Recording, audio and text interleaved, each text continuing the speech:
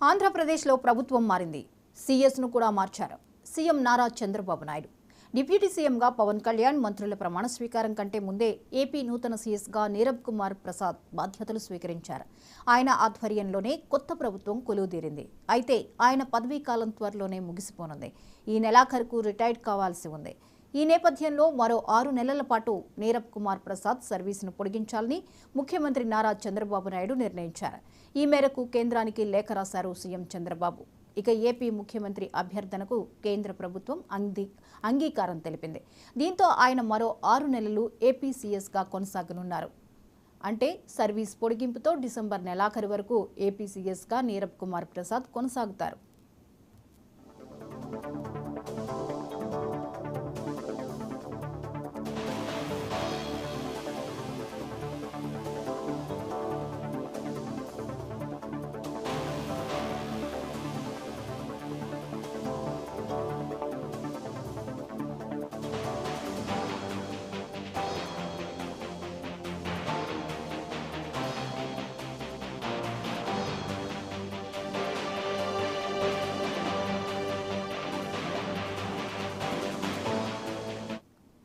గత ప్రభుత్వంలో సీఎస్గా ఉన్న జవహర్ రెడ్డికి ఏపీ ప్రభుత్వం సెలవు మంజూరు చేసిన విషయం విదితమే. ఈ నెల 7వ తేదీ నుండి 27వ తేదీ వరకు అంటే 21 రోజుల పాటు ఆర్జిత సెలవు మంజూరు చేస్తూ ఏపీ కొత్త సీఎస్ నీరబ్ కుమార్ ప్రసాద్ ఉత్తర్వులు జారీ చేశారు.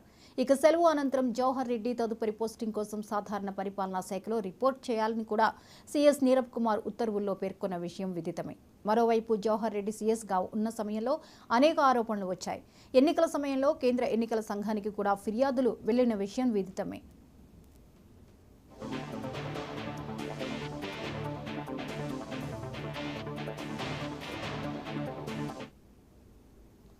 ఈ అంశంపై మరిన్ని అప్డేట్స్ ని బ్యూరో చీఫ్ రాఘవేంద్ర అందిస్తారు.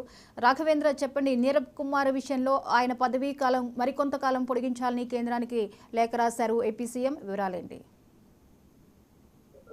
జ్యోతి, ఏపీలో కొత్త ప్రభుత్వం, కూటమి ప్రభుత్వం అధికారంలో చేపట్టిన తర్వాత దీనికి సంబంధించి ఇప్పటికే కూడా ఒక పక్కన సీఎస్ నీరబ్ కుమార్ ని కూడా ఇక్కడ సీఎస్ గా కూడా బాధ్యతలు స్వీకరించారు. కాకపోతే నీరబ్ కుమార్ కి ఈ నెల ఆఖరికి కూడా పదవి విరమణ చేయనున్నారు. కాకపోతే నీరబ్ కుమార్ కి సంబంధించిన సేవల కోసం మరో 6 నెలలు పొడిగించాలనేసి కూడా ఒక పక్కన ముఖ్యమంత్రి చంద్రబాబు నాయుడు కేంద్రానికి కూడా లేఖ రాశారు. ఈ నేపథ్యంలో కూడా కేంద్రం ఆమోదం తెలపడంతో ఈ సంవత్సరం అంటే డిసెంబర్ చివరి వరకు కూడా నీరబ్ కుమార్ ఏపీ సీఎస్ గా కూడా వ్యవహరించనున్నారు. అదేవిధంగా చూసుకుంటే వైసీపీ ప్రభుత్వ హయాంలో కీలకంగా పనిచేసిన ఏదైతే జవహర్ రెడ్డి అయితేనేమి, అదేవిధంగా పూలం మాలకొండకి సంబంధించి కూడా వీళ్ళకు సంబంధించి ఏదైతే ఈ నెల చివరిన కూడా వీళ్ళు కూడా రిటైర్ అవ్వాల్సింది. ఈ నేపథ్యంలో వీరికి సంబంధించి పూర్తి స్థాయిలో కూడా ఒక పక్కన అప్పటి ముఖ్యమంత్రిగా ఈ జగన్మోహన్ రెడ్డి కనుసన్నల్లోనే పూర్తి స్థాయిలో కూడా ఒక పక్కన ప్రతిపక్షాల పార్టీలను అయితేనేమి, అదేవిధంగా కూడా అన్ని రకాలుగా ఇబ్బందులకు గురి చేసినటువంటి వారికి కూడా ఈసారి కీలక పోస్టింగ్లు కూడా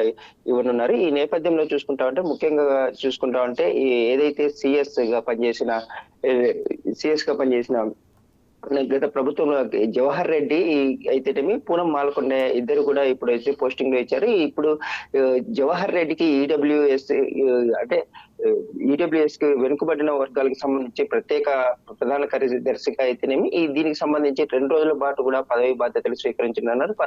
పదవి బాధ్యతలు రేపు అంటే ఈ రోజు రేపు ఎల్లుండి చేసేసి రిటైర్ అయ్యే అవకాశం ఉంది. అదేవిధంగా కూడా ఏదైతే స్పెషల్ సెక్రటరీగా సీఎం స్పెషల్ చీఫ్ సెక్రటరీగా ఉన్న పూలం మాలకొండ కూడా పదవి అయితే ప్రస్తుతం అయితే ఏదీ లేదు. కాకపోతే ఇప్పుడు వచ్చేసేసి అక్కడ ప్రస్తుతము ఉన్న పోలా భాస్కర్ నుంచి అదనపు బాధ్యతలు తప్పించి ఆ పోస్ట్ ను కూడా ఒక పక్కన పూలం మాలకొండ కూడా ఇవ్వడంతో కూడా ఈ ఇద్దరికి కూడా ఏదైతే రిటైర్మెంట్ సమయంలో కూడా పోస్టింగ్లు ఇవ్వడంతో కూడా వీరు ఊపిరి పీల్చుకునే పరిస్థితి ఉంది. ఒకవేళ ఇటువంటి సమయంలో పోస్టింగ్లు ఇవ్వకపోవడంతో ఈ స్థాయిలో పనిచేసిన వారికి పూర్తిగా కూడా అవమానపడే విధంగా కూడా గత ప్రభుత్వాలు కూడా పనిచేసినట్లు ఉన్నాయి. ఈ నేపథ్యంలో పూర్తి స్థాయిలో కూడా కూటమి ప్రభుత్వం ఎవరైతే సీనియర్లుగా ఉన్న అధికారులకి కీలక పోస్టింగ్లు ఇచ్చి వారిని గౌరవంగా కూడా సాగనంపే పరిస్థితిలో అయితే ప్రస్తుతం అయితే కనిపిస్తుంది. అదే విధంగా కూడా ఇప్పుడు వచ్చేసి నీరబ్ కుమార్ కూడా ఈ సంవత్సరం ఆఖరి అంటే డిసెంబర్ వరకు కూడా సీఎస్ గా కూడా వ్యవహరించే అవకాశం అయితే కనిపిస్తా ఉంది. Jyothi, right, thank you Raghavendra.